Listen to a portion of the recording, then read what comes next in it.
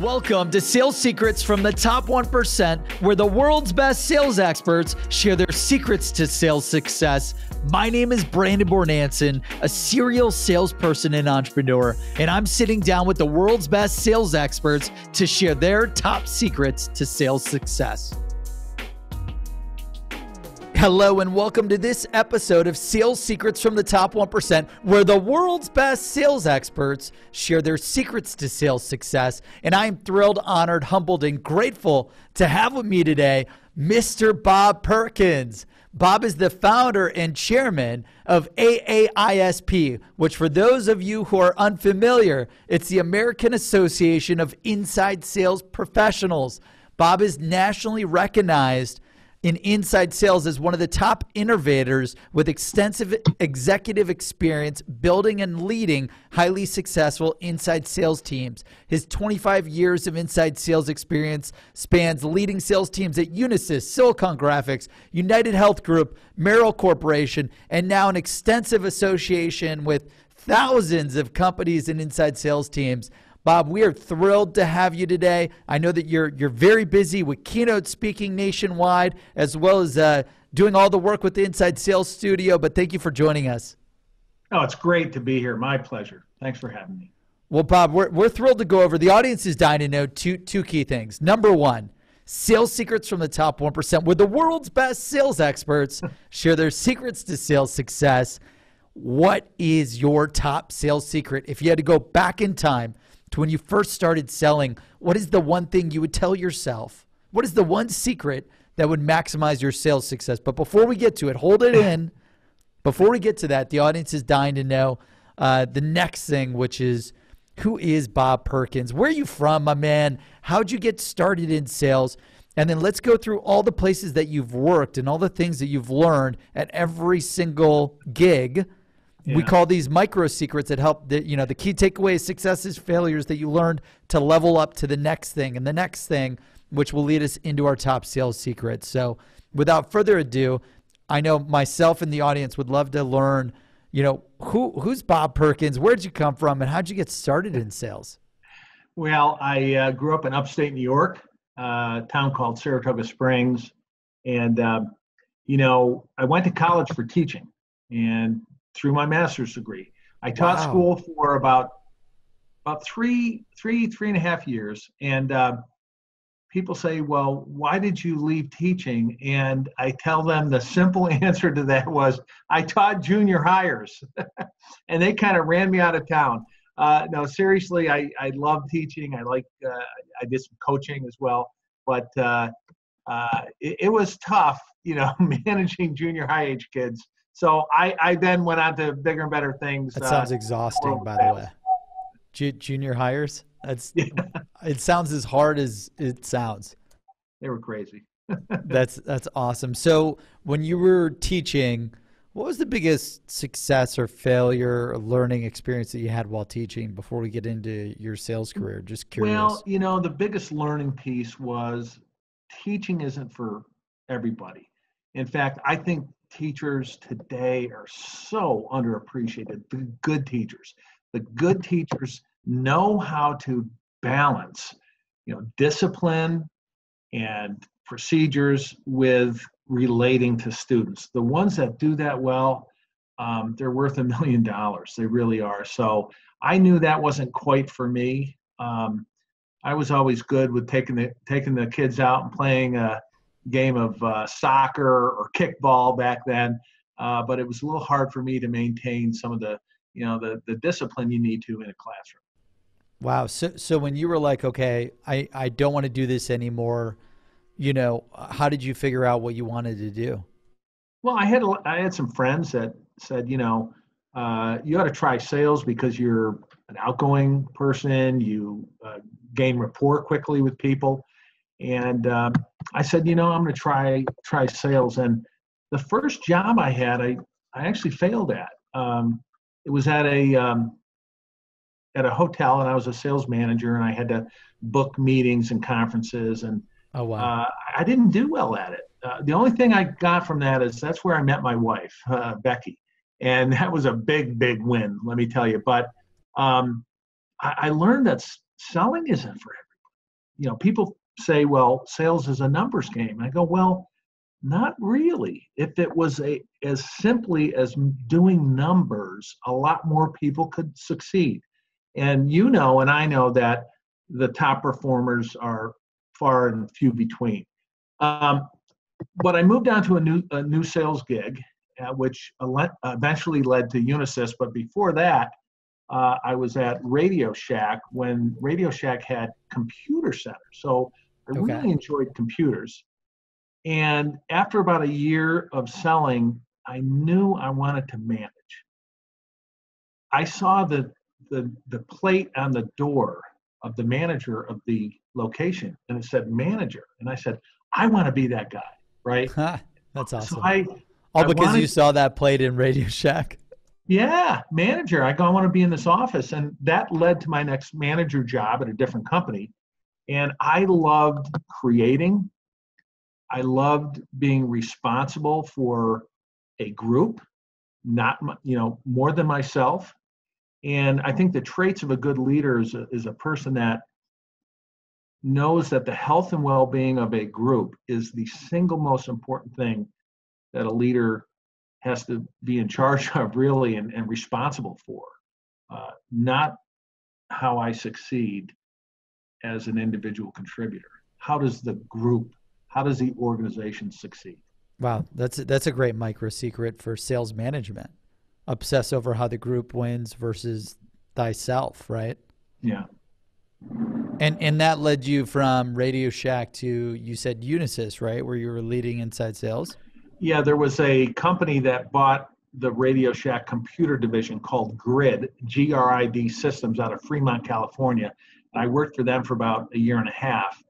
And they were one of the first ever high-end laptop manufacturers. So way back then, I was enjoying technology and new laptops.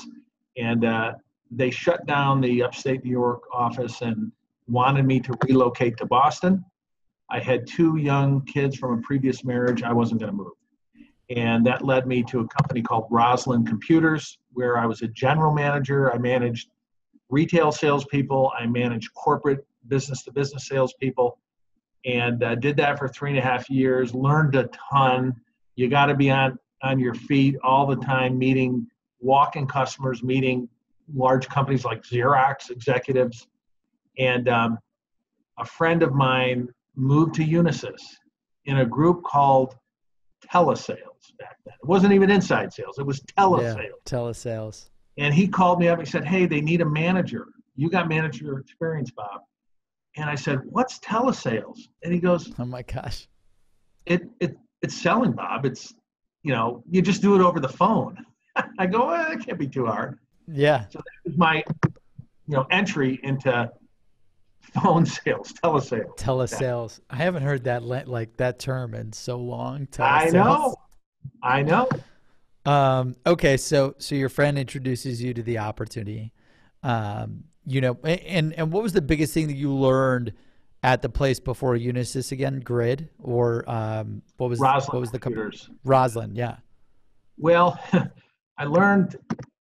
I'm not sure I wanted to work at a family company. It was a family-owned company, and oh boy, was there struggles between the family members. But you know what I learned? I learned every aspect of the selling. I learned how to, as a business, how to buy a product so that we were a reseller.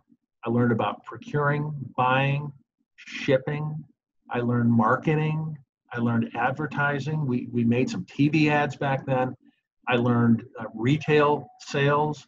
I learned about profit margins. I learned about face-to-face corporate. Big box. Basically everything. Everything, and that prepared me. Had I been just in sales management, I wouldn't have had exposure to accounting, to finance, to margins, to purchasing, all that stuff, and that was a invaluable platform to take off from. Yeah, versus just knowing about, hey, how many leads to opportunities to revenue you need to generate. Yeah. You kind of see the full picture. Yeah. That's awesome. So, tell us about the journey at Unisys and some of the successes and failures and secrets that you had leading Well, the telesales team there? yeah, Unisys is where I fell in love with inside sales. About 2 years in, I was there about I think five and a half years. About 2 years in, I was pretty sure I found my calling, and I You're knew like, this is it. this was it. And my calling was to prove that the lowly, lower paid, less status telesalesperson could sell as good as the high paid, high profile field salesperson. That was my life's mission. And I took that successfully for the next close to 20 years and Wow. made it a reality. We began a journey we were selling small supplies back then. Listen, back then in 1993, we were sending our telesales, we were sending them out into the field to visit customers. It was a discrete model. Nobody owned the quota. They had $1.2, $1.5 million quotas, and they were doing it over the phone. Email was just getting started. The web was still in early stages. So much was done on the phone, but we sent them out face to face. I think today we call that a hybrid model. People think that model is emerging today. It was emerging back in 1993, 25 years ago. Wow. And we then convinced the executives at Unisys that inside sales could sell big, complex, storage units, like robotic storage units that cost $500,000. So we had a team working with the field to help sell storage. And I think in 98, we had a 23-year-old kid right out of college, joined our team. He sold a $1.3 million deal to the US government over the phone and through email. And we made a big banner and we put it up at the entrance to this large inside sales center. We say, telesales largest order, $1.3 million. That's awesome. And we were so proud of that. Deal. I said, man, we can do this. We got this. Now you go fast forward to today and, the rest is history, right?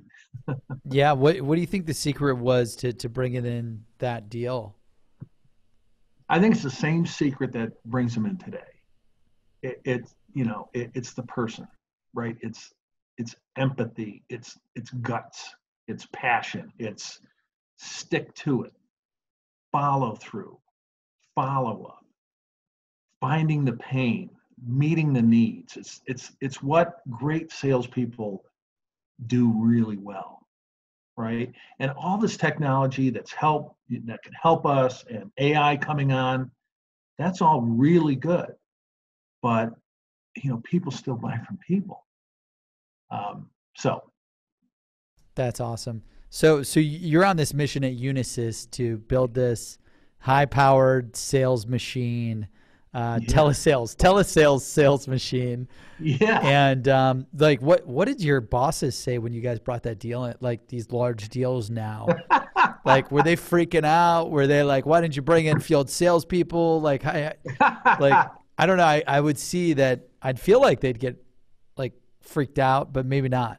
Well, everybody loved it, but I got to tell you, the comp plan changed. The following year, they put a commission cap, because this kid walked away with, I'll never forget, I went over to him, I said, you're going to be a real popular guy with that kind of deal, and with an uncapped commission. That's awesome. But no, it paved the way. It just gave us confidence. It paved the way to create more teams selling more things at Unisys. So yeah, it was and the way that you guys did it, just to fully understand the model, was the telesales team just kind of like the SDR team is now, where they're like prospecting and booking appointments, or was it prospecting, appointment setting, and pitching and closing? It was all of the above. We had here's the other thing. I got to point this out. Everybody thinks the SDR BDR role was created 5-10 years ago. It wasn't. We had the SDR BDR role at Unisys, it was called demand generation or lead generation, but they were calling prospects and current clients to schedule meetings with the field. So that's what BDRs, SDRs do. So that's not new. How we do it and the technology used around it has definitely changed and evolved. But back to your question, no, inside sales at Unisys was either a discrete, own the quota on a one product set, or we had a lot of teamed models where inside worked as a supplement to the field. And yes, you're correct. They could do prospecting, they could do current client coverage, upsell, cross-selling, like a inside account manager. And they could work with the field to do pieces of the sales cycle. So both discrete, own the quota, own the product, and teamed worked with field. That's awesome. And over your 5 years there, yeah, you know, what did you see perform the best for the telesales team? Now I know, you know, it's not like, hey, this happened last year, but you know, I'm just curious to know like the different trends and what worked back then. If you've got the right people that have the empathy and the confidence and all the things that you talk about, what was working really well for you guys back then? Well, back then, I have to say the team model, right, which it kind of gave the selling team the best of both worlds. We had a great face-to-face person to meet with customers. And you got to remember, back then, people didn't educate themselves on products on the web like they do today. They relied on the salesperson to educate them and teach them and to help discover needs they didn't have. You had that, but then you had this emerging inside selling function that did what well? Coverage, lots of calls, lots of touches. You know, email was beginning to come on strong. So they had, you know, in its infancy, a type of e-campaigning that we were doing. So we had the coverage, the low, you know, back then, right, the low cost model, high touch model. You hear it today, but it really started back then. So you had the best of both worlds. You could touch more customers for sure through telesales, as it was called. Yeah, that's awesome. Okay, great. So then you decide, what made you decide to head over to Silicon Graphics and lead inside sales there? A really big paycheck. Yeah, I figured. Seriously, a big paycheck. I kind of earned my stripes at Unisys, and I worked up from a frontline manager. I got promoted to a director, and boy, I'm going to tell you, I worked my tail off for that promotion. A little side note to those listening to this that want to jump their career, advance their career. Titles like director were not handed out very often. Yeah, it was like you got to work forever, or like it was hard. Like yeah. I see SDRs now with different director titles after like a year, and I'm like, that doesn't make sense. Yeah. But anyway, Silicon Graphics gave me a chance to grow, a chance to kind of own my own organization. They brought me on to really be the head of inside sales. I got to hire my management team, my managers or my directors. And where were they at when they brought you on, and like with the team structure and the org, and then where did you have to take it? Yeah, good question. I'll tell you, when I started, I still remember the numbers. We had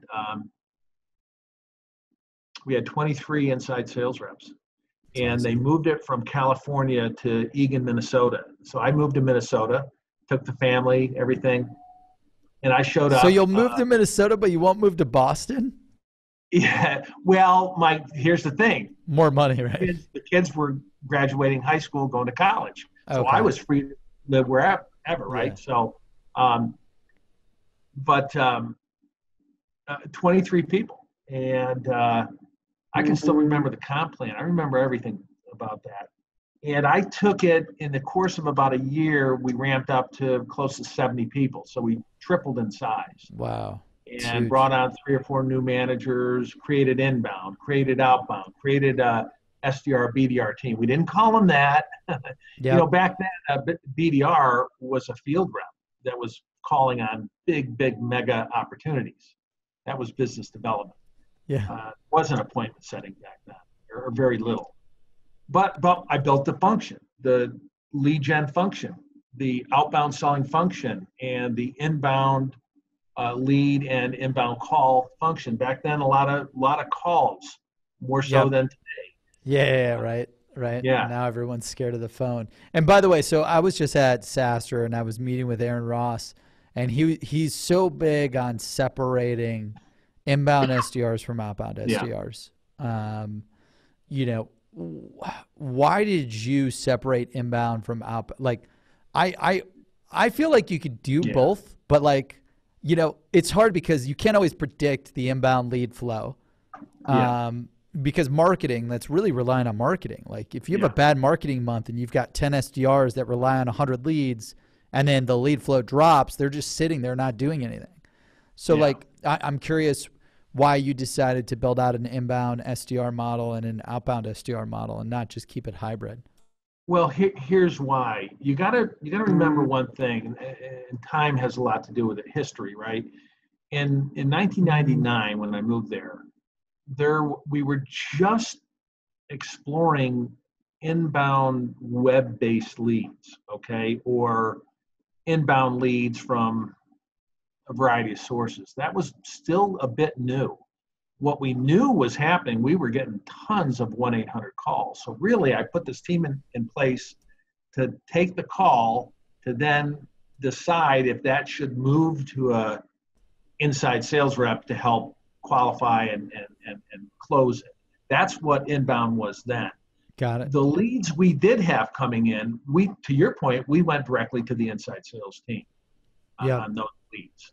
This inbound team there was more like inbound calls. Inbound calls, right? Some web and some email they would filter too. So then you just have to create like a highly qualifying like sales call camp script, I would assume, to take in these calls and figure out are they qualified or not. Yeah, and when we were building the team, from a product standpoint and a market standpoint, Silicon Graphics had this historic high-end graphic workstation. They were now getting into the world of Windows and NT. And the volume coming at Silicon Graphics was too much for the field to handle. So we were the volume catch. Such a great problem to have. Yeah, that's right. It was. Yeah. That's awesome. So, and how did you know that you guys were ready to scale from the 23 to the 70 plus? Like, how did you create? Was it hard to showcase the ROI and the value? Like, how for salespeople out there looking for the secrets on like doubling or tripling their inside sales team, like, how did you take it from 23 to 75? Like, A, from a funding perspective, and then B, from an execution perspective, because as you scale, you run into so many damn holes and gaps. Well, partly because I was a darn good internal salesperson, right? I was the one flying out to corporate headquarters, meeting with the C-level, saying, here's why you need to ramp. Here's what inside sales can do for you. And this was right in the sweet spot of when Oracle and HP and IBM, Dell, right? All these companies were beginning to throw money at inside sales. I capitalized on that. There was people were behind it. And when you use the word showcase, did I showcase what we did. I had, meetings where we had the CEO of a $2 billion company come out and talk to our team. And I made sure we were showcased well. And he knew what we were capable of. People that came into our inside sales walked away saying, oh man, what a uplifting, positive, enriching environment. That's what we were known for. And I had good managers that gave me the spotlight. I was viewed as one of the key sales leaders of the company, albeit not field-based. Yeah, so it sounds like one of the secrets, the micro secrets there, is to do a great job of showcasing the results of the business unit internally, like selling internally all the time. Like if you're bringing in these big logos and these big opportunities, You have to sell it internally so that you can constantly get more funding. Well, you know what? Now you start touching on things of the AA-ISP, and I'll give you one example. You are so right. In fact, we have a leadership course that we have online called the AISM, Accredited Inside Sales Manager. It's got like 12 courses. It's awesome. I wrote a course called Selling the Value of Inside Sales Internally. It's awesome. Now, there's no other course in the world that will train a manager how to showcase a team. I wrote that. So that shows you how deeply I was involved in promoting inside sales as a profession. Yeah, that's incredible. I mean, just so important. And we'll put in the show notes too, where people can go and check out and sign up for that course. When it came to, I don't want to spend too much time on Silicon Graphics, but yeah.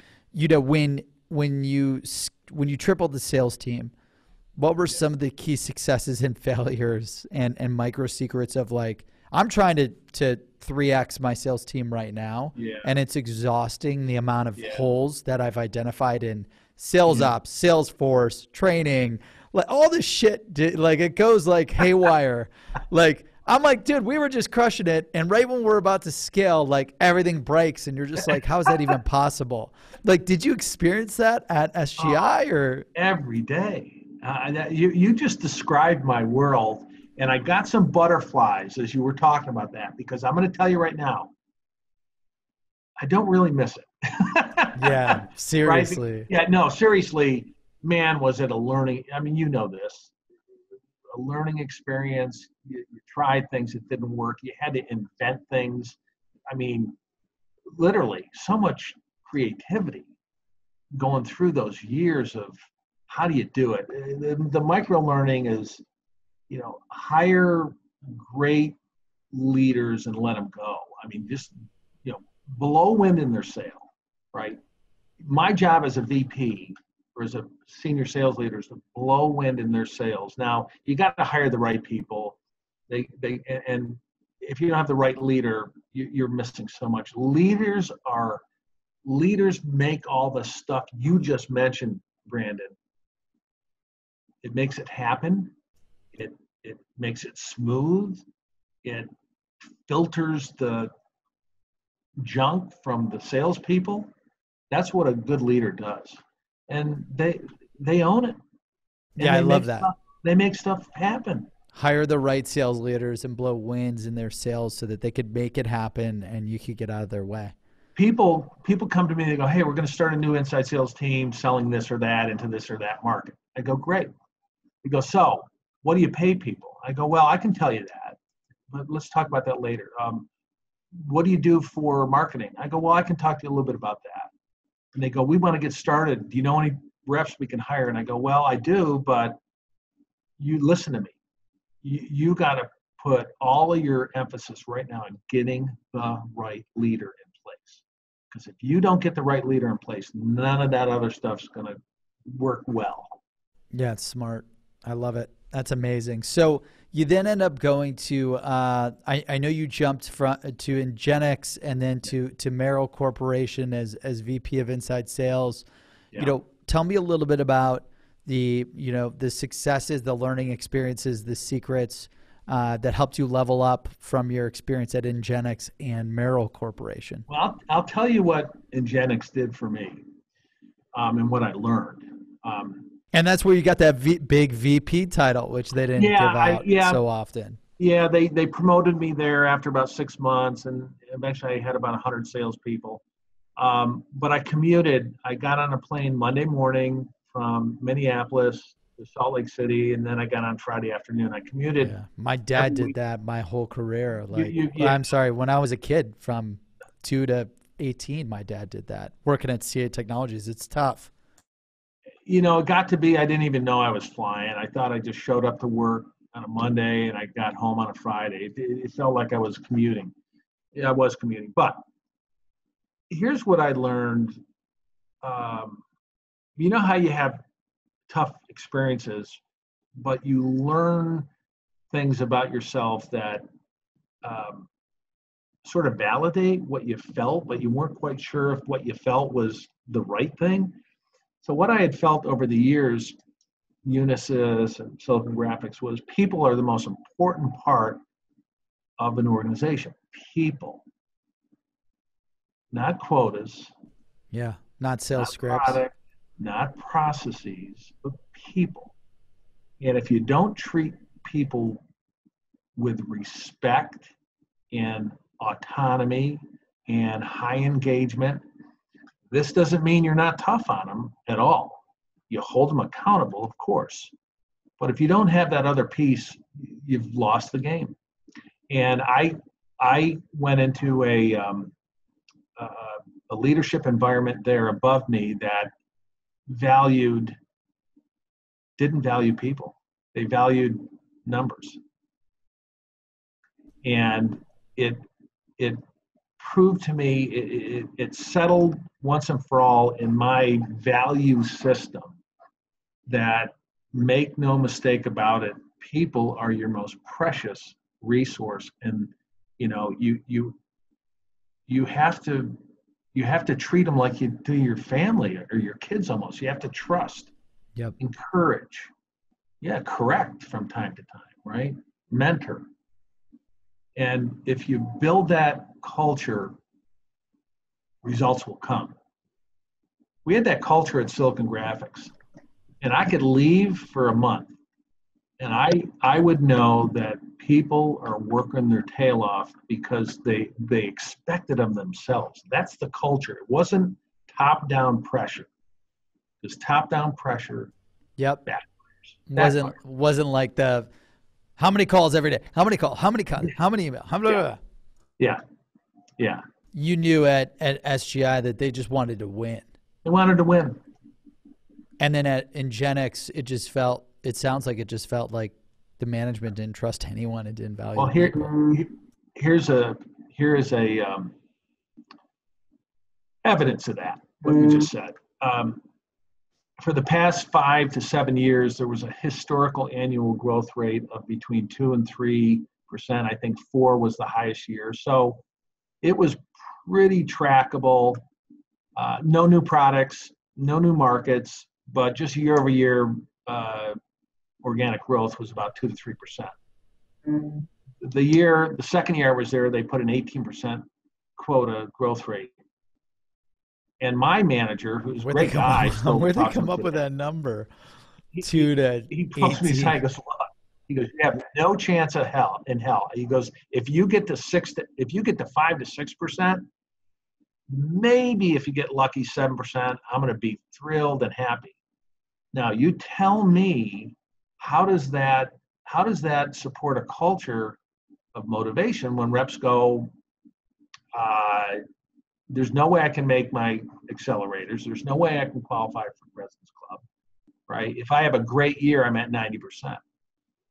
So someone in finance and way up had this concept of stretch quotas. We all know what stretch quotas are. Well, stupid. It backfired. People left. Now you got attrition, right? So that was a really good learning experience there as well. What do you do? How did you handle it? What for salespeople out there who are at a company where they feel like the management or the company doesn't value people? Yeah. What's your recommendation for them? Transparency. I mean, transparency is always in fact, I believe you talk about your 4 pillars we talked earlier. There were about 7 or 8 pillars that I believe in. Transparency is one of those, and full engagement. So, yeah, I love that. I believe in radical transparency too. That works with me. I have no filter. That doesn't mean I blame the higher ups. Now, I may take you aside and say finance doesn't get it, right? But I would never say finance doesn't get it to my team. What I would say is, look, we've been dealt a tough hand. We've been dealt a tough hand, right? But you know what? We're in it together. I believe in you. I trust you. We may or may not hit that number. In fact, odds are against us. Look at our historical data. But here's what we're going to do. We're going to come together and respect each other and try our best. They loved it. It was a kind of a reverse way of filtering bad news from above. Just being transparent, saying, I'm in it with you. In fact, I'm going to roll up my sleeves. If I have to get on the phone and make calls to help, I will. So people respected that. And we were able to mitigate some of the damage. Yeah, no, I appreciate that. And okay, so tell us a little bit about Merrill, and then that will lead us into today with AA-ISP and your top sales secret. Well, Merrill was really interesting. I got burnout commuting Monday through Friday to Utah. Yeah, even though it was a good position. And at the same time, I began formulating plans for the AA-ISP. And I began sharing it with people, getting feedback. And I knew my heart was attached to helping the community that needed help. Even back at Silicon Graphics, I knew we lacked resources like training and networking. This thing was just blowing up. This profession was blowing up. And I knew that we had to harness a central resource to help guide it. And so I built a schematic. I built a plan, right, on a napkin, basically, at my golf club in Minnesota. And at the same time, I got approached by Merrill, and they interviewed me, and they didn't have an inside team. Bob, can you come and build an inside sales team of 5-6 reps? And I'm like, as I was going through the interview, I said, you want me to turn time back about 15 years and take 3 steps backwards, is what my mind was saying. No, I'm like, I want 500 people next gig. And I had another interview at a very large company with about 800 people. Oh my and gosh. So I had Merrill that had no reps, and I was going to take 3 steps back. And then I had this company that had 800 salespeople. I was going to run the whole thing. And my ego was attached to the big company. And I got an offer from Merrill. And I said, I need time. Well, I needed time because I was waiting for an offer from this company. Never came. 3 weeks passed. I just need another week. Okay, 4 weeks passed. And finally, I get a call. It was on a Monday morning. I didn't have my phone with me. And it was the hiring manager at Merrill saying, well, Bob, obviously you don't want this job. And thanks, and I wish you well in the future. So I got that voicemail. I pick up the phone. I call this other big company. And I said, I need an answer in an hour. And they came back and said, well, we can't make a decision. I said, okay. So I took Merrill. And I told my wife, I don't know, what am I doing? So I hope nobody from Merrill watches this. But if my boss, I love that. If my boss at Merrill, the greatest guy in the world, he and I just talked the other day. If he gets this, he'll be laughing. So I show up at Merrill, and I kind of hold on. When you call him back, so the other company, they tell you they can't get you an answer. You're like, all right, I'm taking this other job then. Yeah. So now you got to call the HR person who's like, you don't care about us. You don't want the job. What did you have to? Did you have to pitch it again? No, I called the boss. I said, oh, I am so sorry. I've been meaning to call you. I want to accept the offer. So he goes, great. So he's like, okay, let's do this. Let's do this. Oh my gosh. And I'm kind of shaking my head. I go, and I show up and I spend a day at Merrill, and I'm there, and it's like, a little bit backwards there. And I get home, and Becky goes, how'd your first day go? I looked at her and I said, you don't want to know. I go, I'm not sure what I just did. Now, this is a blessing in disguise moment right here, right? Total.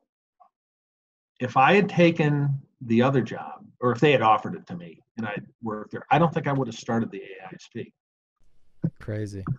Because you would have been so busy building the 700 or managing the 800 person sales team. You got it. And Merrill, fortunately allowed me the the breathing room to slowly start up the AISP, one conference a year in the beginning, no big deal, a couple days out of the office. And then it began to ramp. And then eventually I talked to my boss saying, look, this thing is pulling me in full time. I'm going to have to, resign and leave Same Merrill. thing happened to me. That's amazing.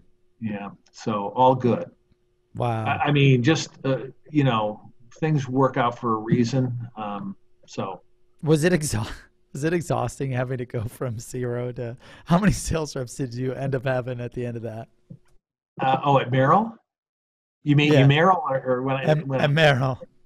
Oh yeah. Oh no, it took me. Well, here's the good thing. He knew what I was doing. He knew my background. He goes, we're going to be really lucky if we get you. Well, they got me. I picked up the phone. I called my friends at Oracle in Minneapolis.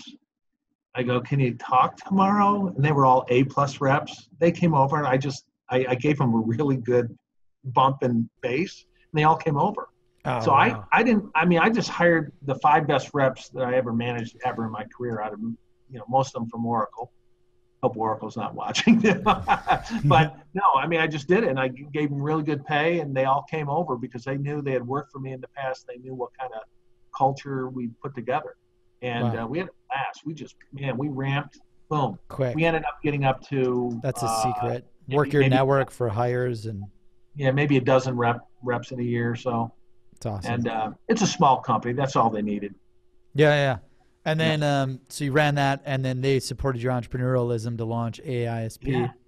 You were like, so you still had the same passion that you had at Unisys and Silicon Graphics to be like, inside sales can do anything. We can. I do, but we got work to do, Brandon. This profession has evolved and grown. I'll tell you what I think has happened. I think we've outgrown our ability to keep up with developing people. And I think we got work to do. Everywhere I've sold, by the way, I've gotten 0 sales education. I mean, we're talking like selling for IBM, selling for Google, selling for publicly traded companies when I sold my second company. Like there's 0. The only sales education I ever got, and the premise for this book has been buying and reading the 150 sales books out there and executing the strategies. It's so bad. Yeah. Well, you're a great example of self-educating and taking responsibility. I was the same way. I was a student of inside sales. I reached out to people. Hey, I tried this thing. It didn't work. How do you do it? And I began to form my own inner circle of people I knew at other companies. That was my resource, right? And books too. But you got to remember, back then there was very little. I mean, the American Marketing Association was the only place I could send a manager to go to one breakout session called telephone sales. So bad. This is professional sales. We're not telemarketing. And there weren't a lot of books on it either. Like, what was it? Just Brian Tracy and Hopkins, maybe. Like, there wasn't much. No, and I've been to all those seminars, and they're good in their own way. But here's a blast from the past. So at Unisys, 93, 94, I would get this. Back then we got stuff in the mail.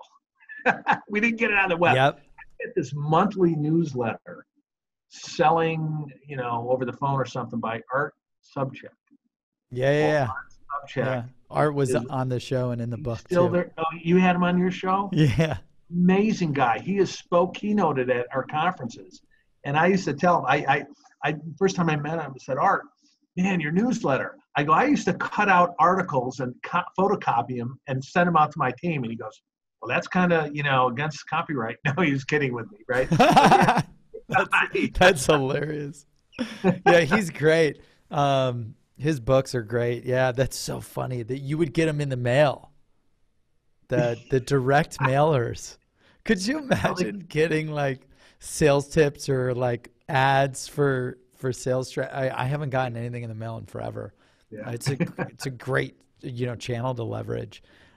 So you basically created your own inside sales mastermind, like your group, this inner circle, and then you created a conference, and then you created like a paid for membership conference training. Like, walk me through from like the beginning to where you're at today.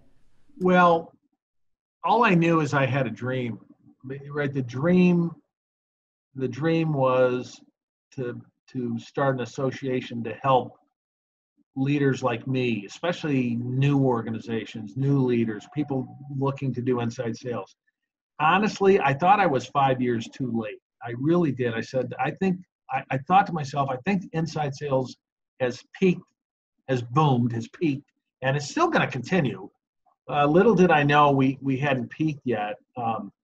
But I started this, and we put on a conference. I thought this was going to be a healthy side business for me, right? And I thought it might be one conference a year. Well, we had 60 people the first year, Brandon, 60, like 2 sponsors.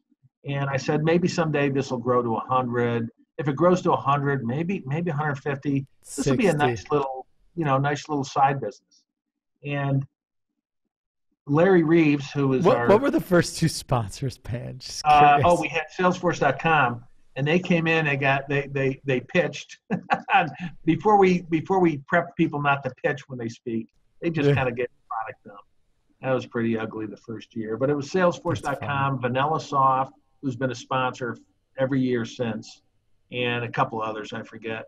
Was it like the first 2 sponsors? Did they pay like $500 or something? Yeah.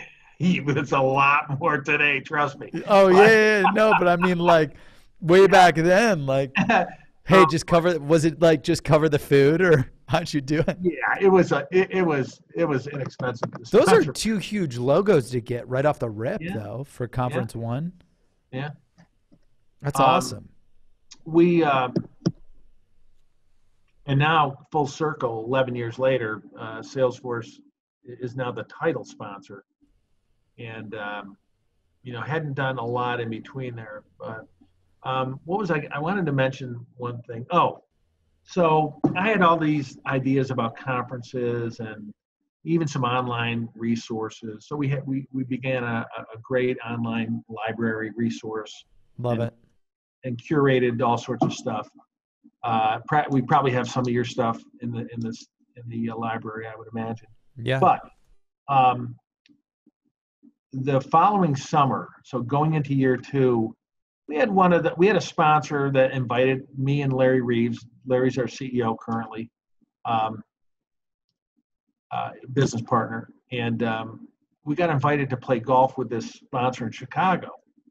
So we said, well, how do we make this into a business trip? If we're going to go to Chicago and play golf with the sponsor, we need a real business reason besides the sponsor to go there. I got an idea. I've heard of like associations that have chapters. So let's see if anybody from Chicago came to our first conference and call them up. So a guy named Dan Hall worked for Motorola, good company. And I go, Dan, we're coming to Chicago. I got an idea. How about you have a meeting at Motorola and we call it the Chicago chapter meeting? So he goes, I'll do that. So we show up. We have 5 people, Brandon, 5. Me, Larry, Dan, and 2 visitors. That's awesome. And he puts out a little spread, and Larry and I talk a little bit about the association, and we have a little round table. Now, after we did that, the chapter program exploded. And when I say exploded, we got a call the other day, like last week, from Israel, Tel Aviv. Wow. We want to start a chapter in Israel. We got a call from China a couple of years ago. And I'm like, I don't think we can start a chapter in China. I don't know. Why right? not, man? Why not? So, I mean, this chapter thing and when that happened, I go, we struck a chord.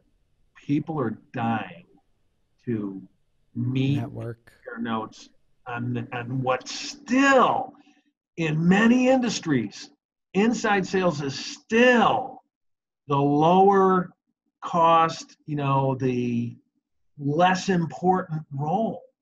Now, in a lot of the companies you worked at and the ones I've worked at, we grew it to a very, very important role. But there's still industries and companies out there that they don't have the rightful place yet.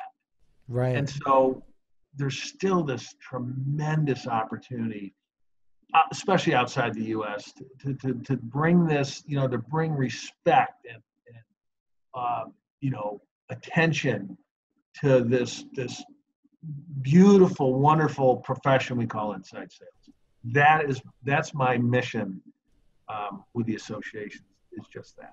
No, I love that. And I mean, I'm on one of the boards of our local chapter, and I'm also a local chapter sponsor. And it's just awesome where you could get so many different people from so many different companies. Like you've got inside sales leaders from publicly traded companies managing 1,000-person team, all the way to, me as the CEO of a sales startup, 30-person company, and we're all sharing strategies and tips and best practices to maximize sales results. Like, how else?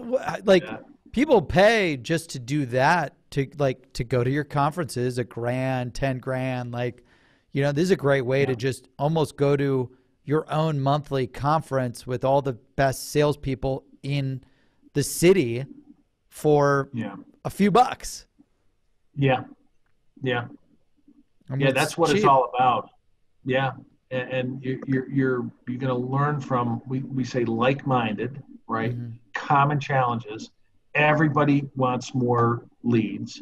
Everybody wants higher quality leads. Every sales rep wants more meetings. Every chief sales officer wants incremental growth. Every product marketing division wants, this new product to grow, right? And so the need, the need is always going to be there. Now we have to adapt. We're kind of the steward. I feel the AA-ISP is the stewardship, right?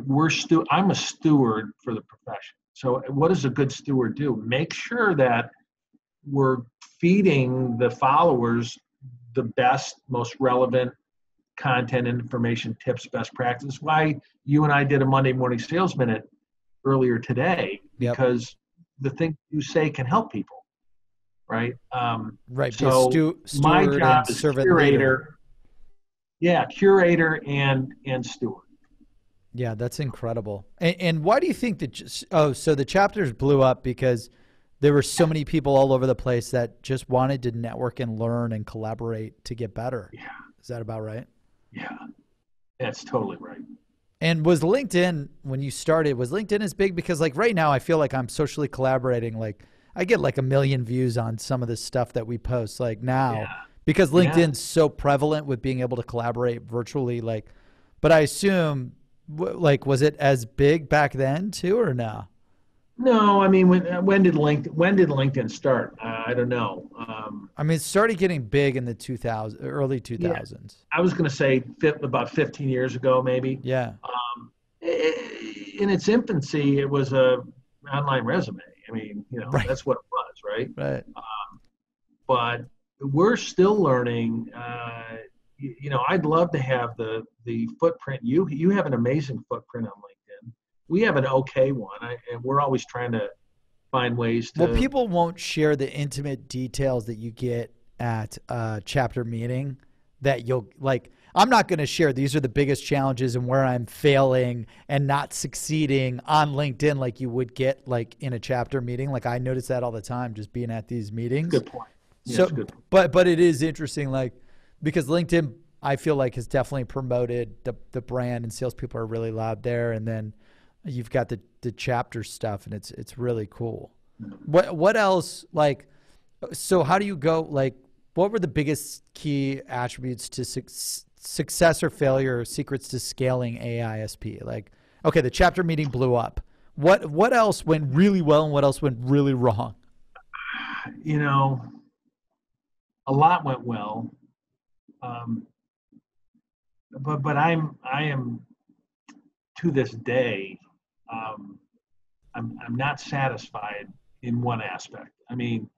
If I look back, if 10 years ago when we started, somebody said you're going to have 65 chapters around the world and you're going to have 1,000 people in Chicago, I'd be like, no, that's a dream come true.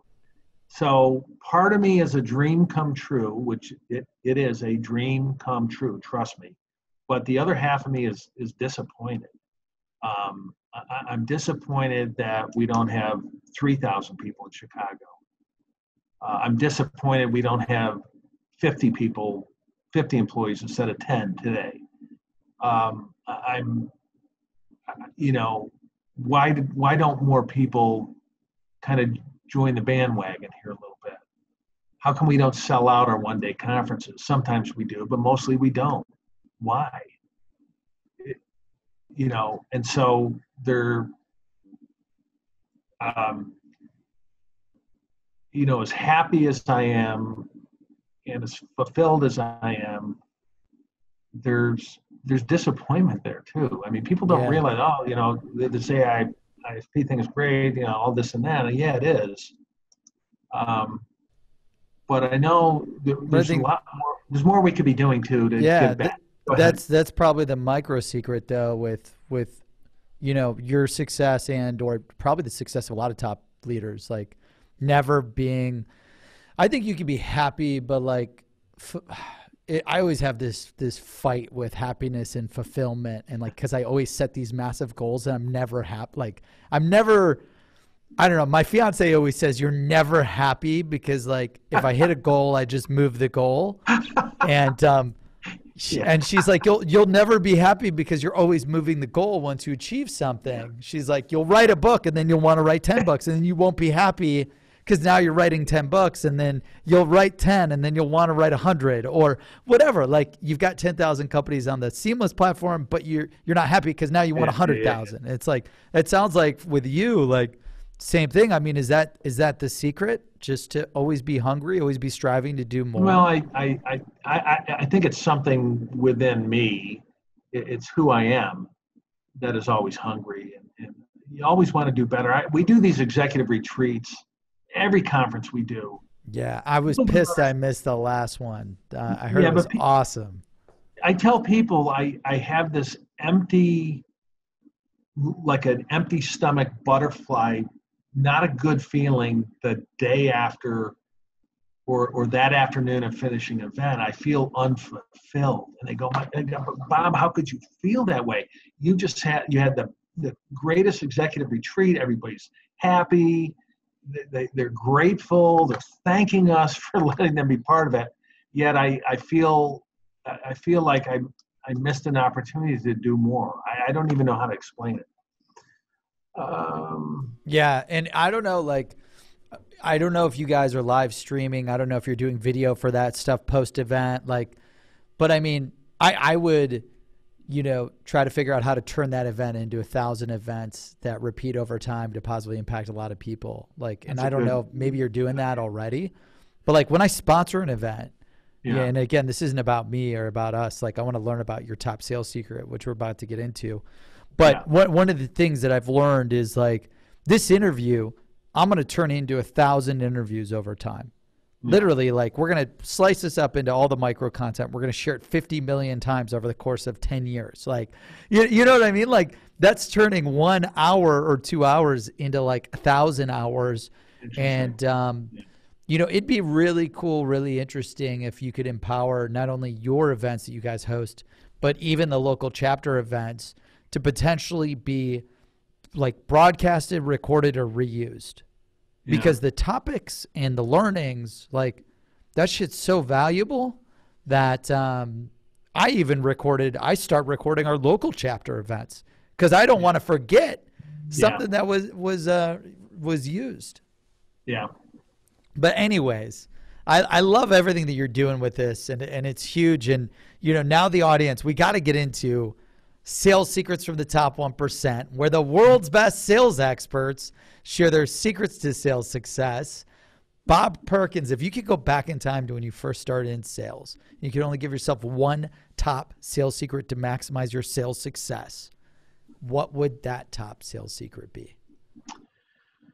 I would say it's to be yourself and to be genuine and personable, right? why do I say that? Because I think the best selling that I've participated in has been one based on mutual respect and trust, right?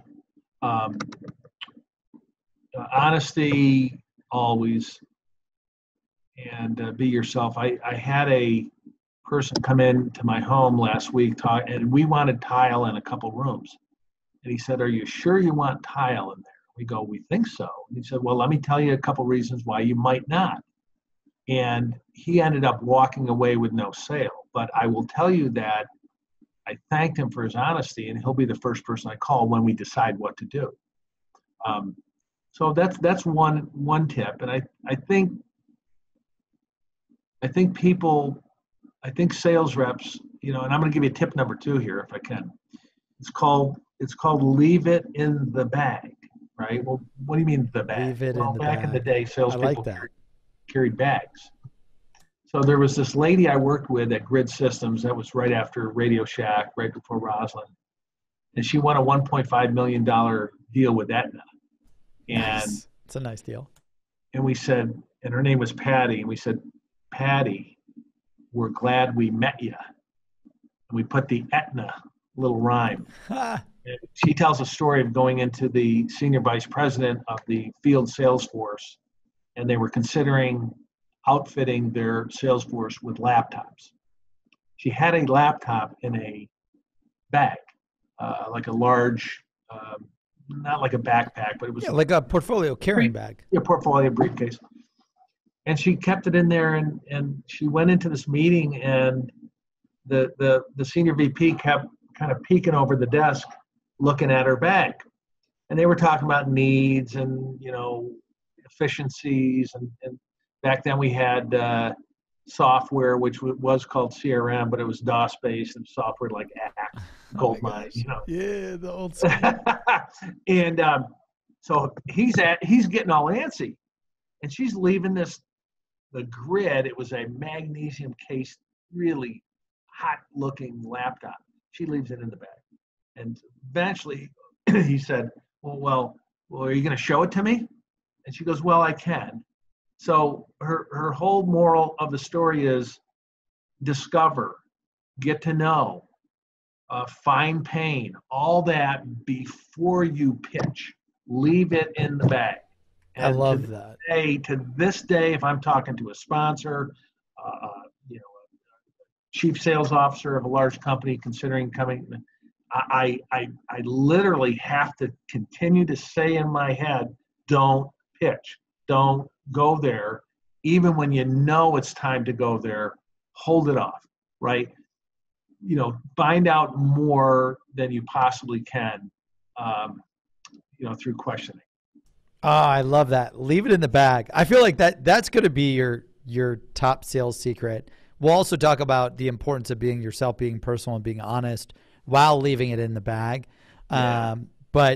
Okay, so leaving it in the bag, which is all about executing smart. Tell me if I'm summarizing this right, but the importance of being yourself, being personal, being honest, executing great sales discovery, and really caring about the prospect. Yeah. To try to understand everything about them, not when can you speak up to pitch your product. Yeah. Your outline, it was SPESC. I'm close to the act. Yeah. It kind of flows along those same lines, right? Right. Although you do it in an email, a micro personalized email. Yeah. It was funny. The most important thing that I learned at a really young age when I was reading Mike Brooks' Mr. Inside Sales books. Yeah. He taught me the importance of the mute button. And dude, I'll tell you, I probably made, probably $500,000 to $1 million because of that button, like in personal income, guaranteed, like just shutting up and hitting the mute button. Golden silence. I say, wait. Let them be the first to come back in. You'll learn more. Yeah. Wow. So leave it in the bag. Like, okay, so leave it in the bag means, to listen, discover, and be authentic and care and not pitch.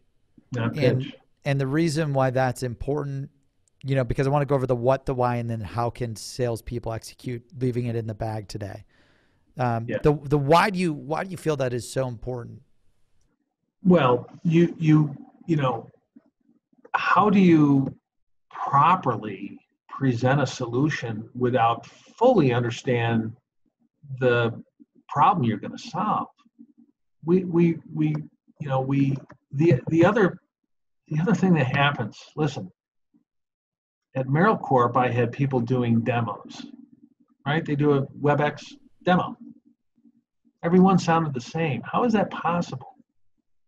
How is it? Why?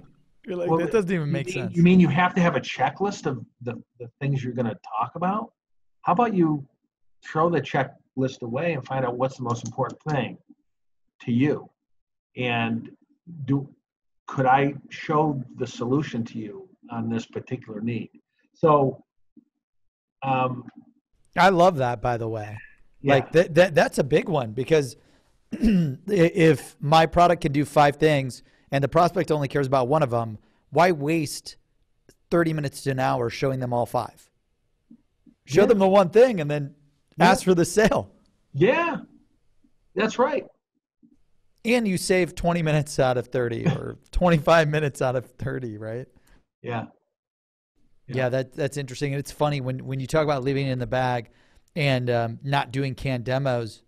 Like, I was just on a call earlier today yelling at not yelling, coaching my AEs, like, I'll say yelling. I'm like, because they got to put the sales discovery in Salesforce. Like, literally, we've got all the sales discovery questions in Salesforce. So you just type it in Salesforce. Yeah. I'm like, how are you going to personalize the demo if you're going through sales discovery and not writing down what they tell you?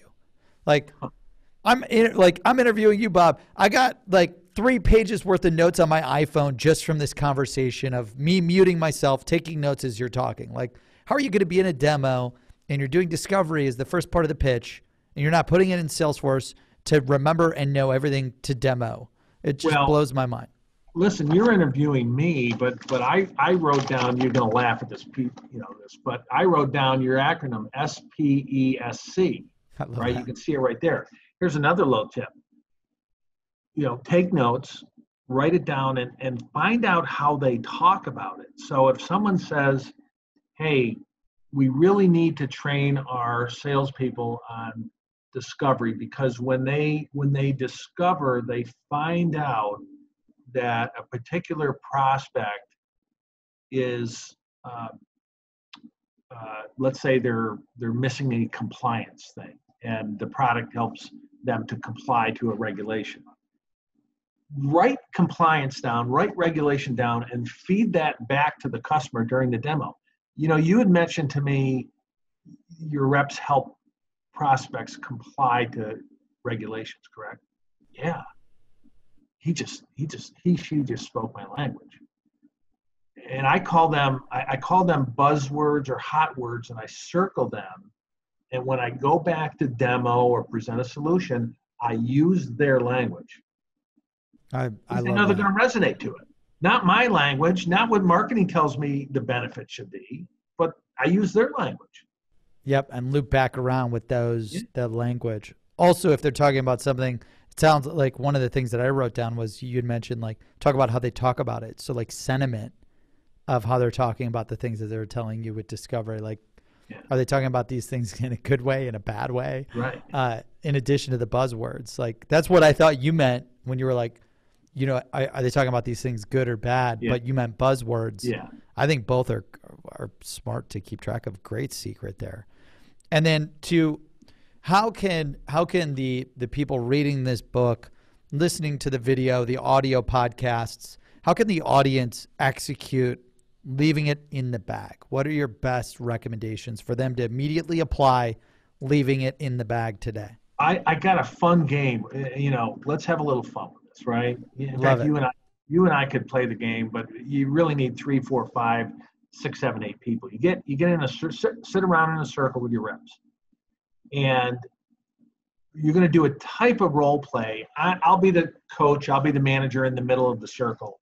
And let's say it's a product that you released recently. And let's say the product is sales training, right? It's online sales training. Yep. And we pretend you're talking to the VP of Inside Sales. Each rep has to go around and ask an open-ended question. If they ask a closed-ended question, they get buzzed and they get pulled out. And I've done this live at conferences, and I am not kidding you. I get to the second or third person, that's closed-ended. Now, wow.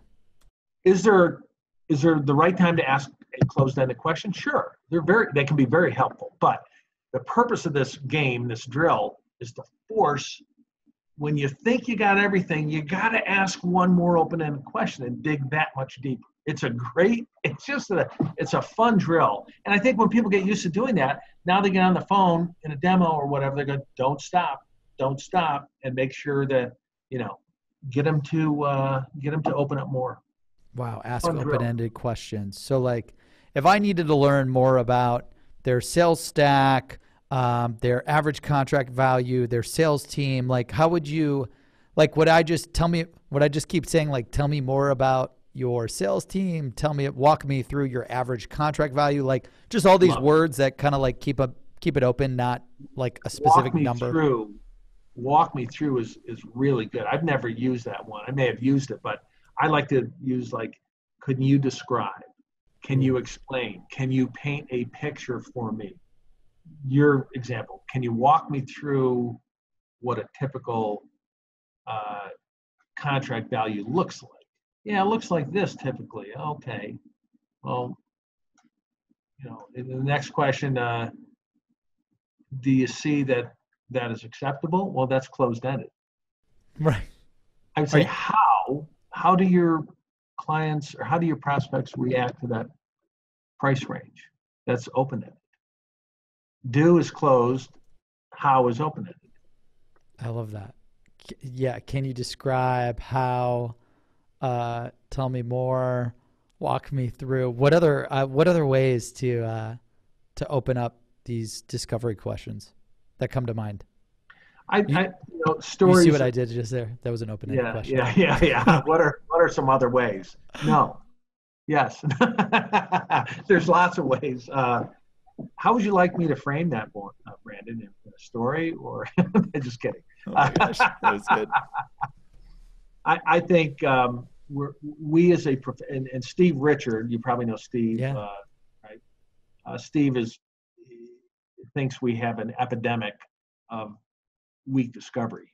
He and I had weak discovery or weak discovery. Yeah, discovery that's not deep. It's not open-ended. Yeah, I feel like sales reps like are scared to just sit there and ask the right questions because they're so worried about like they won't have time to then get into the pitch. Like I never even think about that shit.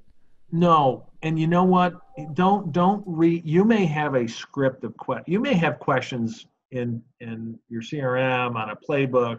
That's great, but don't just go bang down the list.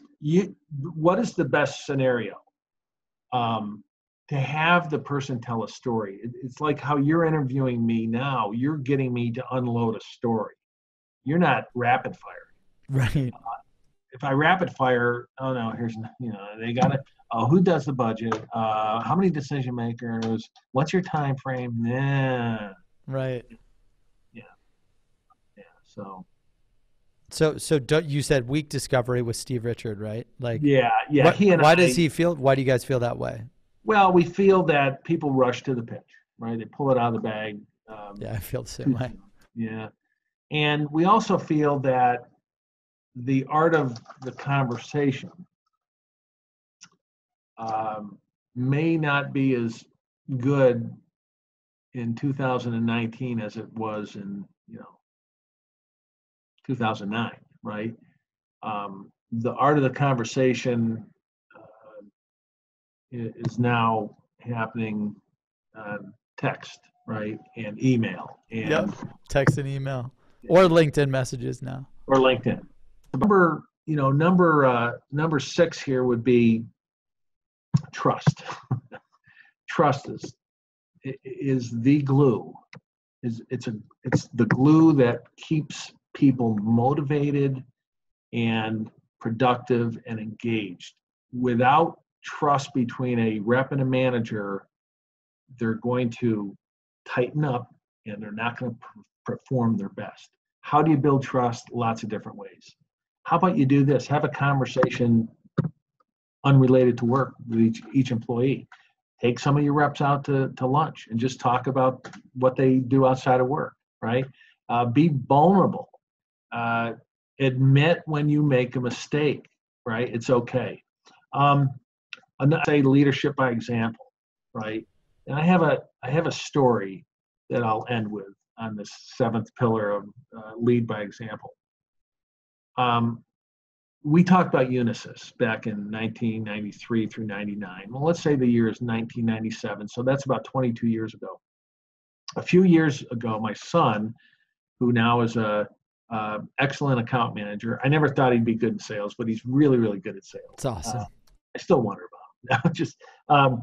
But he worked at Unisys for a while, and small world.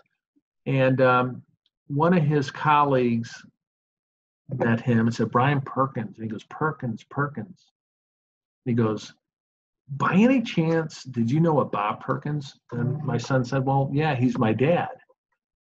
Because he goes, my very first sales job, Bob was the director here. And I had a manager, but Bob was visiting this particular small team of 5 reps. And it's kind of like a skip level meeting. And he was giving me some advice, and he finally said, hey, do you mind if I make a phone call? And the rep, kind of looked at Bob and said, well, I guess so. So I went ahead and made some calls. And he told my son, this is, 18 years later, he said, he's the only manager that ever picked up the phone and made a call. Now, I'm not saying that to make me sound like I was a great manager back then, but it's a story that supports this lead by example. Don't be, if you're going to ask somebody to do something, be willing to do it yourself and model the behavior you expect. So there you go. I love it. The 7 key pillars: visionary engagement, be open, motivate, involve trust, and lead by example. That's incredible, man. I love it. And the sales secret, leave it in the bag. Sales discovery is key. Keep track of buzzword sentiment. Ask open-ended questions, and you will be able to leave it in the bag, not rush your pitch, execute world-class sales discovery, and win the deal. Bob, this has been amazing. I know we're out of time. Right. Where can people connect with you, subscribe with you, learn more from you? LinkedIn, just connect with me there. Get out to the AA-ISP website. You'll see all of our resources, my videos, www.aa-isp.org. Brandon, it's been a real pleasure. I can't wait to meet you finally in person in Chicago in April at the summit. Absolutely. Well, thank you again, Bob, for the time today. And thank you, audience, for joining us for this episode of Sales Secrets from the Top 1%, where the world's best sales experts share their secrets to sales success. Order a copy of the book at secretsalesbook.com. That's secretsalesbook.com, secretsalesbook.com.